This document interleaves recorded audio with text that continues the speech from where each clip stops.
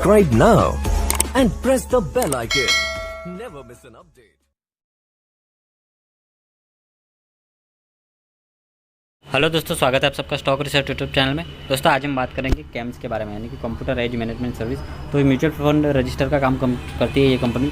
एक दिन में अचानक इसके अंदर जो है 9-10% की गिरावट आ चुकी है। पिछले एक महीने में 13% गिर चुका है और उसने 4000 रुपये के आसपास हाई बनाया था और अपने हाई से देखे तो ऑलमोस्ट 20% जितना ये शेयर गिर चुका है। ओके, ऑलमोस्ट 4000 के रुपये के लेवल से नीचे आके 3120 तक ये शेयर आ चुका है। ओके, और कितना गिरेगा, कहाँ तक गिरेगा, क्यों गिर रहा है, किस लेवल पे एवरेज करना है, फ्रेश बाइंग किस लेवल पे हो सकती है, सारे क्वेश्चन के आंसर आपको यहाँ पे मिल जाएंगे। जो भी नए लोग हैं प्लीज़ चैनल को सब्सक्राइब कर दीजिए और भी किसी शेयर के बारे में जानना चाहते हैं प्लीज़ चैनल के नीचे कमेंट कीजिए। और आपने अभी तक अगर टेलीग्राम चैनल ज्वाइन नहीं किया, डिस्क्रिप्शन में लिंक है।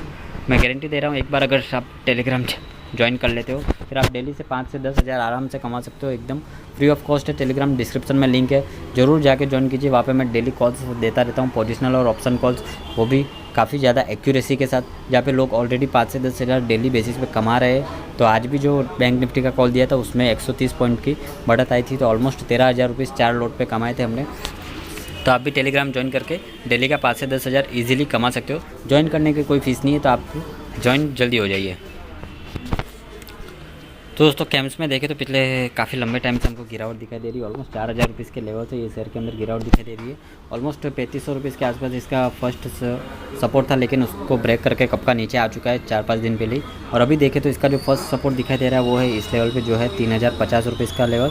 और उसके बाद अगर ये लेवल भी टूटता है तो जो नेक्स्ट सपोर्ट है वो है 2850 रुपये के आसपास। ओके, 10-20 इधर उधर हो सकता है, लेकिन एक्यूरेट लेवल है। तो 2850 और 3050 ये काफ़ी बढ़िया लेवल है। अगर 3000 रुपये इसके नीचे आता है तो यहाँ पे आप फ्रेश बाइंग भी कर सकते हो, और जो लोग एवरेज करना चाहते हैं वो भी कर सकते हैं। जो भी करें एक बार अपने फाइनेंशियल एडवाइज़र की एडवाइस लेने की बात करें। बाकी डेली टिप्स के लिए आप टेलीग्राम ज्वाइन कर सकते हो, जहाँ पे मैं काफ़ी एक्यूरेसी के साथ कॉल्स देता हूँ और लोग फ़ायदा उठा रहे हैं। तो वैसे तो शेयर के अंदर कोई ऑफिशियल न्यूज़ नहीं आई है गिरावट की, पर ऐसा लगता है कि शेयर को लिस्ट हुए 1 साल के करीब होने वाला है और यहाँ पे बड़े इन्वेस्टर जो है यहाँ पे प्रॉफिट बुकिंग कर रहे हैं। ओके, तो इतनी बड़ी बड़ी जो कैंडल्स विथ वॉल्यूम आपको दिखाई दे रही है, तो यहाँ पे बड़े इन्वेस्टर्स की प्रॉफिट बुकिंग ही मेरे हिसाब से होनी चाहिए, क्योंकि IPO आने के बाद काफ़ी टाइम बाद भी एक रोल होता है कि बड़े इन्वेस्टर जो है 6 महीने या 8 महीने तक अपनी होल्डिंग को नहीं बेच सकते। लेकिन अब काफ़ी टाइम हो चुका है, तो कैंप्स में जो लोग स्टार्टिंग से इसके अंदर होल्ड करके रखे IPO के टाइम से, उन लोगों ने जो है अब प्रॉफिट बुकिंग यहाँ पे करनी शुरू कर दी होगी।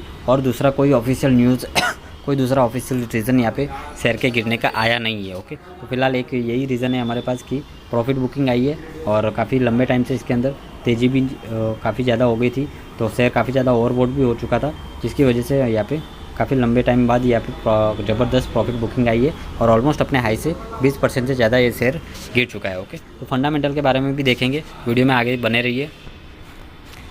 तो दोस्तों कंपनी क्या करती है काफ़ी लोगों को अभी भी क्लियर नहीं होगा। तो कंपनी जो है एक म्यूचुअल फंड ट्रांसफ़र एजेंसी है जो इन्वेस्टर सर्विस, डिस्ट्रीब्यूशन सर्विस और एसेट मैनेजमेंट कंपनी की सर्विस प्रोवाइड करती है। ओके, तो जो जैसे आप म्यूचुअल फंड खरीदते हो तो उसको आपके नाम पे ट्रांसफ़र करने का काम ये कंपनी करती है। ओके, तो ऐसे ही काफ़ी सारे कंपनी के पास म्यूचुअल फंड कंपनीज़ है और कंपनी की जो है मोनोपोली है इस सेक्टर में, कोई और दूसरा एंट्री ले नहीं सकता इस सेक्टर में, इसलिए कंपनी को काफ़ी ज़्यादा फ़ायदा है, क्योंकि हर किसी को इस चीज़ का लाइसेंस नहीं मिल सकता। ओके, तो कंप्यूटर एज मैनेजमेंट सर्विस से ये अकेला ऐसी लिस्टेड कंपनी है जिससे लोग जो है रजिस्ट्रार का काम करवाते हैं। ऑलमोस्ट 80% से भी ज़्यादा वर्क्स कैम्प्स करती है। ओके, तो सारे के सारे जितने भी म्यूचुअल फंड डिस्ट्रीब्यूटर्स है और म्यूचुअल फंड प्रोवाइडर्स है, चाहे कोई भी कंपनी ले लो, तो सारे की सारी कंपनीज जो है मोस्टली 80% कंपनीज कैम्प से ही अपना काम करवाती है। तो ये एक बेनिफिट है। मार्केट कैप देखें तो फिलहाल कंपनी का मार्केट कैप 16,871 करोड़ है। पी वैल्यूएशन 63, जो थोड़ा सा हाई मुझे लग रहा है, थोड़ा नीचे आने दीजिए, उसके बाद आप बाई कर सकते हो। रिटर्न ऑन कैपिटल एम्प्लॉय 57 है, काफ़ी बढ़िया है। डेप्ट देखें तो एक भी रुपये का डेप्ट नहीं है। फिलहाल कंपनी मिड कैप है, इसलिए लार्ज कैप होने तक आपके पास काफ़ी ज़्यादा बेनिफिट है, क्योंकि स्मॉल कैप कंपनी जब लार्ज तक जाती है तक जा सकती है। ओके, यानी कि अनलिमिटेड ग्रोथ यहाँ पे अभी बाकी है। रिटर्न ऑन इक्विटी देखें 44% है। कंपनी के पास 778 करोड़ के एसेट है। नंबर ऑफ इक्विटी शेयर देखें तो 4.88 करोड़। ओके, जिसमें से पब्लिक के पास सिर्फ 15-20% ही शेयर हो गए, यानी 1 करोड़ से भी कम शेयर मार्केट में अवेलेबल है। अर्निंग पर शेयर देखें 54 रुपीज़, फेस वैल्यू है 10 रुपये की। कंपनी डिविडेंड भी अच्छा खासा दे रही है।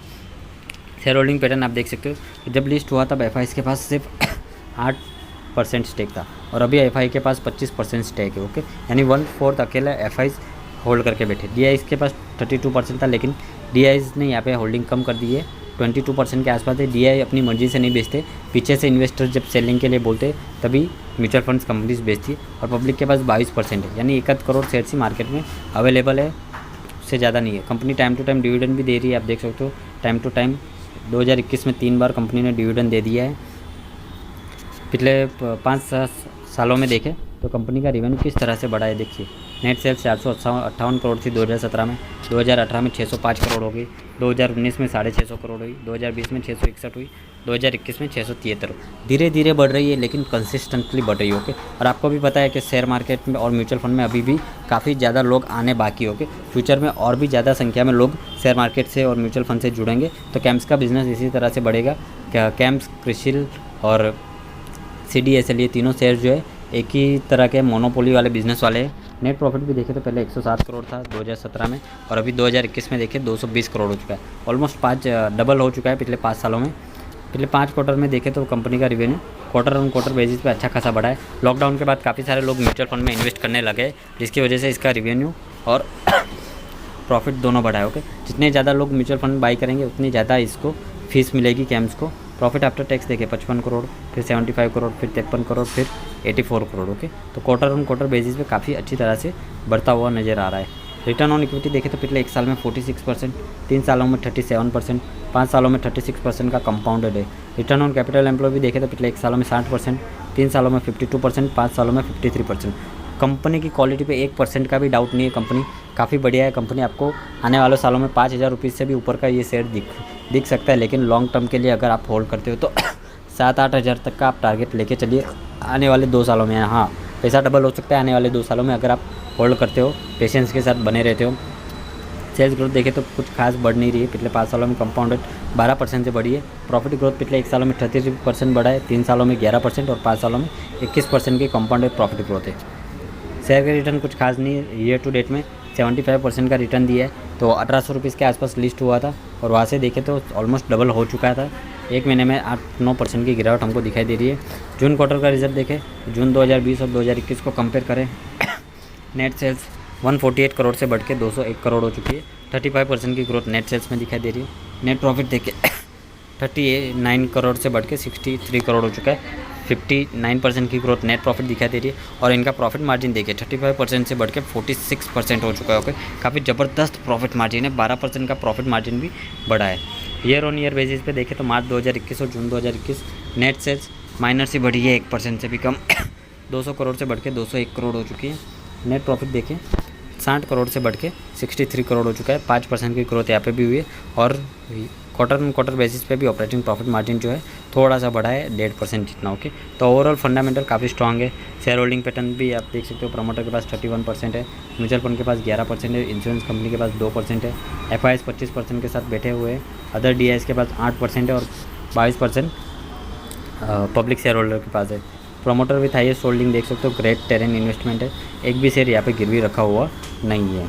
113 FIs इसके अंदर इन्वेस्टेड है और हाईएस्ट पब्लिक शेयर होल्डर आशीष पार्थसारथी है, जो कि HDB एम्प्लॉयज़ वेलफेयर ट्रस्ट के अंदर है, ओके। तो दोस्तों ओवरऑल फंडामेंटल आपको कैसा लगा, वीडियो पसंद आए लाइक कर दीजिए, चैनल पर पहली बार आए प्लीज़ सब्सक्राइब कर दीजिए।